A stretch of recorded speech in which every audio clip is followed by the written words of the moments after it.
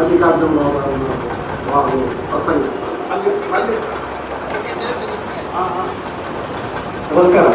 అంటే వేదిక మీద పెద్దలకి, వేదిక ఇక్కడ సభలో ఉన్నటువంటి అనుభవాలకి పాదర్శనం చేస్తూ ఎక్కువ సమయం తీసుకుంటే ముఖ్యం విషయాలు 3-4 దీంతో పంచుకుందామని నా అభిప్రాయాలు పంచుకుందామని వస్తున్నాను. ఒకటి, ఈ సభకి ఏపీక ప్రసాద్ నా మిత్రుడు ప్రసాద్ని ముఖ్య అతిథిగా పిలవడం చాలా ఔచిత్యంతో ఉండేది అని భావిస్తున్నాను. దానికి కారణం బంకించన్ చటర్జీ ఆయన వందేమాతరం నవ రాసినప్పుడు స్పష్టంగా చెప్తాడు, నా దేశ ప్రజలంతా బెంగాలీ భాషను మర్చిపోయారు, ఇంగ్లీష్ వ్యామోహంలో పడిపోయారు, ఈ భాష చచ్చిపోతుంది, దీన్ని బతికించడం కోసం ఒక ఉత్తేజకరమైన ఒక మహాత్మ కావాలి అని ఆయన సంకల్పించుకుని ఆనాడు ఉన్న పరిస్థితి లోతుల్లోకి వెళ్ళడానికి నాకు అవకాశం జరిగాను. ఆయన మీద ప్రభావితం చేసిన మహానుభావులు శ్రీ వేమూరి రాధాకృష్ణమూర్తి గారు, మాజీ ప్రధాన కార్యదర్శి దక్షిణ భారత హిందీ ప్రచార మద్రాస్ గారిని వేదికపైకి రావాలని ఆహ్వానిస్తున్నారు. శ్రీ బి మల్లికార్జునరావు గారు, సీనియర్ పాత్రికేయులు వేదికపైకి రావాలని ఆహ్వానిస్తున్నారు. మల్లికార్జునరావు గారు. Doctor Shrimati Chalamayya Reddy garu, director Shri Aurobindo institute of human studies గారిని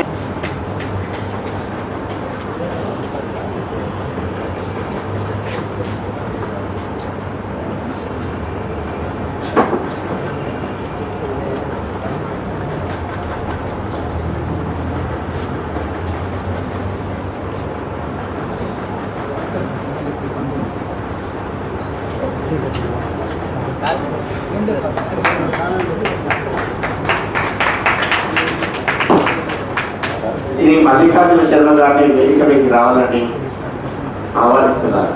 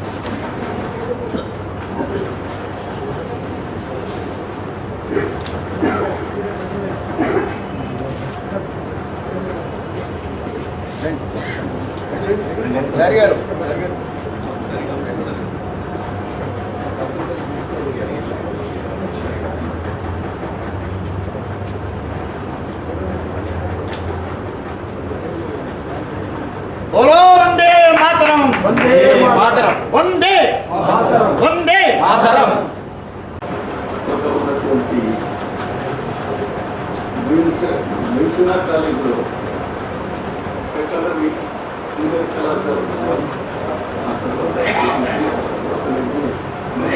కలకత్తా దగ్గర ప్రెసిడెన్సీ కాలేజీలో బిఏ పట్టణంలో ఆయన చదువుతున్న కుటుంబంలో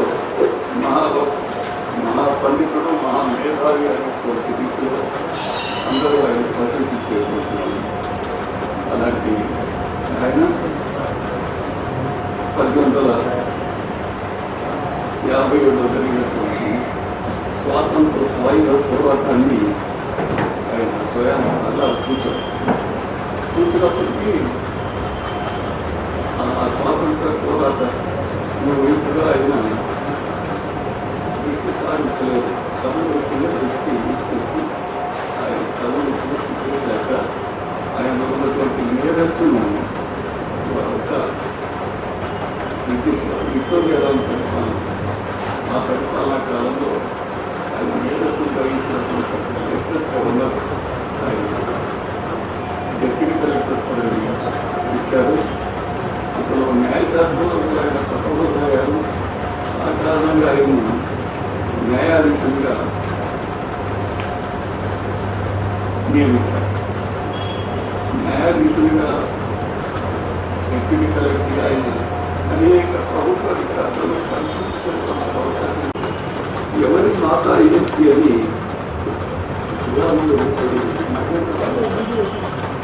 మహేంద్రుడికి సమాధానం చెప్పలేదు. జవాబు చెప్పకుండా ఇంకా ముందుకు సాగారు. కులకు తయారు అంటే అమ్మా నీ రాత్రుల వెన్నెలను పులకింపలేని ఇక్కడ పుష్పించిన పుష్పదళాలు సువాసిని సుమధురం మందాసిని సుభాషిని ఓ అమ్మాని సుఖప్రదాయుని వరప్రదాయుని అమ్మా నీకు వందన అంటే ఈ దేశం తల్లి కాదని మయదశం అంటారు. మాకు దేశం తప్ప మరో తల్లి లేదు, తల్లి పిల్లలు జనని జన్మించారు స్వర్గాలకు చేసి మాకు జన్మభూమి ఈ మాట తప్ప మాకు వేరే తల్లి కానీ భార్య కానీ పిల్లలు కానీ ఎవరు లేరు, ఇల్లు లేదు, కుటుంబం లేదు, మాకు దేశమే సర్వస్వం. సుజల సుఫల మలయ శీతల అది మాకే మా సర్వస్వం భవానీ. అయితే మరి ఈ కూడా అతను కూడా పాడమంటాడు. అప్పుడు 7 కోట్లని పితృలు సప్త కోట్లు కంట కలకల నినాడుతారు. 7 కోట్లని పితృలు ఇంకా నాదని కూడా నీ వర్చస్సు 14 కోట్ల చేతులు ఎత్తిన కరవాల పదులు నీ వర్చస్సు 14 కోట్లు చేతులు ఎత్తిన 7 కోట్లు 7 14 కోట్ల చేతులు ఎత్తిన కరవాల పదులు అని చెప్పి ఎవరమ్మా నువ్వు అమలన్నది అంత శక్తిశాలిమైన మా రక్షితం నీవే, శత్రుసేనలను అధిపతి తల్లిని నీవే. అమ్మా నీకు ఇదే వందన. ఓ మాతృదేవి నీవు జ్ఞానగాత్రివి, ధర్మనేత్రివి, నీవు ధర్మనేత్రివి, మా సౌదయానికి మా ఆత్మని నీవే, మా ప్రాణం మా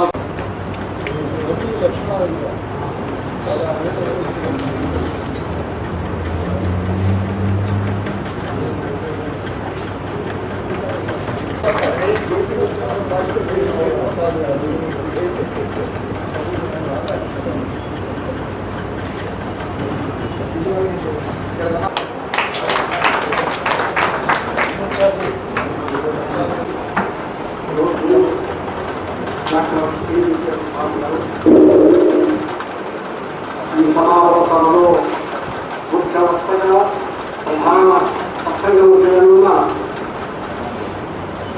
సుప్రసిద్ధ పాత్రికేయులు కృష్ణాపతి ఇక్కడ విరాట్ వెంకటేశ్వర గారు, ఈ సమావేశ సంచాలకులు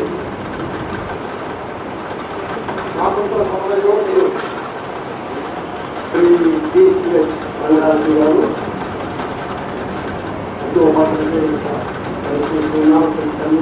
ఈ బాబు గారు మళ్ళీ అంటే చాలా ప్రసిద్ధి మా సరకాల హిందీ సేవకులు దక్షిణ భారత హిందీ మాజీ ప్రధానమంత్రి రాధాకృష్ణమూర్తి గారు, శ్రీమతి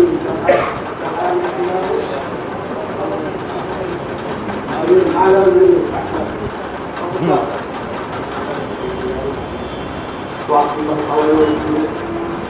స్నేహితులు రంగారెడ్డి గారు చాలా విస్తారంగా మీ యొక్క కోరికలు ఆయన సాహిత్యవేత్త, అందువల్ల దీని కూలంకషంగా దీని యొక్క సారాంశాన్ని కలిసిపోయిన దృశ్యంలో భారత మాత సాక్షాత్కరించింది. నేడు కావలసిన మతం ఏమి మనకి అని ఆయన ప్రశ్నించుకున్నాడు. వందే మాతర గీతం ఆయన యొక్క కంఠం నుంచి జాలువారింది. వందే మాతరం సుజలాం సుఫలాం ఆన భారతదేశమే జయ అమలా. నువ్వు అమరమే కాదు సుమా, నువ్వు సబలని కవి దుర్గా దశ ప్రహరణ ధారిణి. నీవు 10 చేతులతో ఉన్నటువంటి కవి దుర్గా దశ ప్రహరణ ధారిణి, 10 ఆయుధాలని కలిగి ఉన్నదనేది. నిన్ను అవరని ఎవరన్నారమ్మా అని ఆయన ప్రశ్నించుకున్నాడు. ఆ గీతాన్ని రాసిన తర్వాత ఒక స్నేహితుడు అన్నాడు, ఈ దేనికి పనికి వస్తున్నాయా గీతం అన్నాయట. ఆయన కుమార్తె అడిగిందట, నాన్న ఇది దేనికి ఉపయోగిస్తుంది అని. అమ్మా ఈ గీతం ఇవాళ ఉపయోగించదు, కానీ ఒక 20 సంవత్సరాల తర్వాత నా జాతి మొత్తాన్ని ప్రభావితం చేస్తుంది. ఈ ప్రజలని అన్న గర్వం చేయగలిగినటువంటి భారత మాత ఆమె సాక్షాత్కరిస్తుంది అని చెప్పాడు. అది సాక్షాత్కరించే సమయానికి ఆయన చూడలేదు, కానీ ఆయన పేరు ఇవాళ మనం చూస్తున్నాం మనం. కానీ ఇప్పుడు చారి గారు చెప్పారు ఒక మాట, ఇవాళ ఉన్న పరిస్థితి ఏంటి అంటే మన యొక్క భారత రాష్ట్రపతి అబ్దుల్ కలాం గారు మన బడ్జెట్ సమావేశాలలో దీని గురించి తన యొక్క బడ్జెట్ ప్రసంగంలో ఒక ప్రస్తావన చేశారు.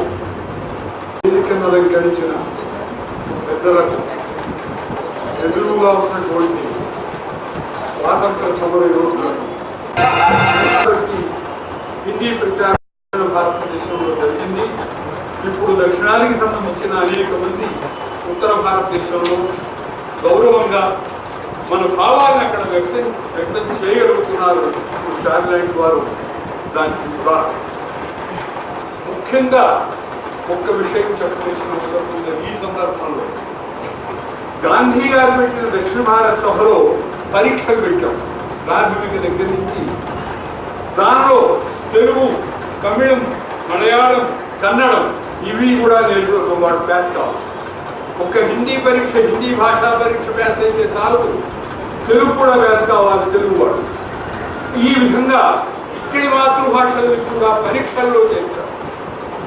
మరొక విశేషం, ఇక్కడ మహాత్యాగులు ఉన్నారు. ప్రకాశం గారి జీవితాన్ని మొదటి భాగం, ఎందుకంటే వారి దగ్గర విజయవాడలో వాలంటీర్గా వెంకటకృష్ణయ్య గారి సహకారంతో, గొల్లపూడి సీతారామశాస్త్రి గారు, వెంకటపై మంత్రులు గారు లాంటి వాళ్ళ సహకారంతో పనిచేసే అవకాశం, వాలంటీర్గా పనిచేసే అవకాశం వారితో మాకు అవకాశం లభించింది. ముఖ్యమంత్రిగా మద్రాసులో ఉన్నప్పుడు వెంకటకృష్ణయ్య గారితో, ఇప్పుడు వెంకటకృష్ణయ్య గారితో అక్కడికి వెళ్ళడం, వారి జీవితాన్ని నా జీవన యాత్ర, మేరీ జీవన యాత్ర మొత్తం హిందీలోకి తీసుకురావడం, హిందీలో ప్రచురించడం కాదు, దక్షిణ భారత హిందీ ప్రచార సభ పరీక్షలలో నెక్స్ట్గా పెట్టేటువంటి అదృష్టం మా కోర్సులో. అంటే ఎందుకంటే కేవలం పరీక్షలు, ఉద్యోగాలు దొరుకుతున్నాయి. ఉద్యోగాలతో పాటు స్వాతంత్ర సమరయోధుల మహాత్మా గాంధీ గారి ఆత్మకథ అందులో ఒకటి. ఈ ఆనందమఠ కొన్ని భాగాలు మాకు ఇలాంటి ఉత్తేజకరమైనటువంటి భావాలతో పనిచేసేటువంటి ఈ సందర్భంలో ఒక్క విషయం మాత్రం చెప్పి నేను సెలవు తీసుకుంటాను. ఎక్కువ సమయం మీకు తీసుకోండి. ఆ రంగంలో జీవితాన్ని సమర్పించి, అది ఒక్క తెలుగు వాళ్ళకే కాదు, తెలుగు వాళ్ళకి చాలా మందికి తెలియజేది, తెలుగు ద్వారా తెలుగు వాళ్ళకి తెలుస్తుంది, అది హిందీ ద్వారా యావత్ భారతదేశానికి తెలియవలసినటువంటి అవసరం ఉన్నది. ఆ అవకాశం ఈ సందర్భం, ఈ వందే మాతర వారు ఈ బంకిం చంద్ర చటర్జీ 167వ జయంతి ఉత్సవాల సందర్భంలో 5 పడుతుంది. 1000 పేజీల గ్రంథం, 500 500 మంది ప్రాణాలకు తెగించినటువంటి మహావీరుడు భగత్ సింగ్ లాంటి వాళ్ళు ఉన్నారు. మన దగ్గర ఎంతమంది ఉన్నారంటే వీళ్ళందరినీ గురించి కూడా ఈ సందర్భంలో ఓ గ్రంథ రూపంలో తీసుకొస్తున్నాం. దానికి అవకాశం కల్పించి నాకు కూడా, ఎందుకంటే అటు హిందీ రంగం వేరు, ఆ స్వాతంత్ర పోరాటం వేరు, ఆ రోజులు గుర్తుకొస్తున్నాయి.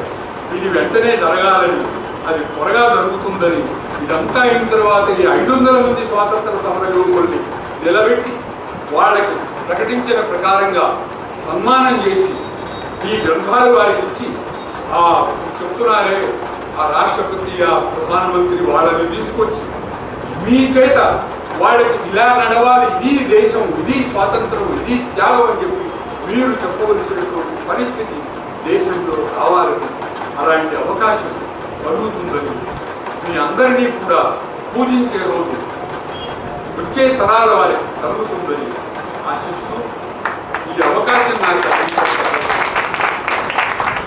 మన మధ్యలో